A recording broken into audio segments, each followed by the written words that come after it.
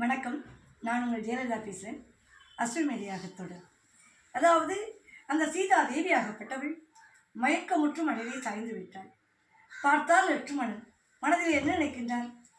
அந்நியாகி சீதா எழுந்தரித்தால் மனதிலே விட்டுவிட்டு போக முடியாது என்னும் மனதிலே நினைத்து தேரை திருப்புகின்றார் இளைய பெருமாள்.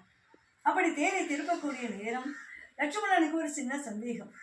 இவ்வளவு பெரிய அடர்வனத்திலே சீதாவை விட்டுவிட்டு செல்கின்றோமே, மனவிலங்குகளால் அன்னைக்கு ஆபத்து ஏற்படுமா என்று மனதிலே நினைத்து தேரை திருப்பி வரக்கூடிய நேரத்தில் ஒரு மரத்திலே ஏறி நின்று பார்க்கின்றார் மாயன் தம்பி ஆகிய லட்சுமணன்.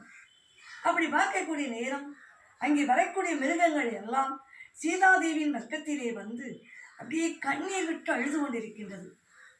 பார்த்தார் லட்சுமணன், ஆகா, இந்த வனவிலங்குகள் கூட என் அன்னைக்கு எவ்வளவு பாதுகாப்பு கொடுக்கின்றது, என் அன்னையான சீதா கற்பு கரசிதான் என்று மனதிலே நினைத்து சந்தோஷம் கொண்டு அங்கிருந்து வெளியேறிவிட்டார் லட்சுமணன்.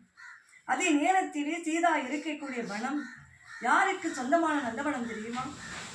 வால்மீக மகாமுனிவனுடைய வனம். இந்த வால்மீக மகாமுனிவன் யார் என்று தெரியுமா? வால்மீக மகாமுனிவன் யார் என்று நாளை உங்களிடம் சொல்கின்றேன்.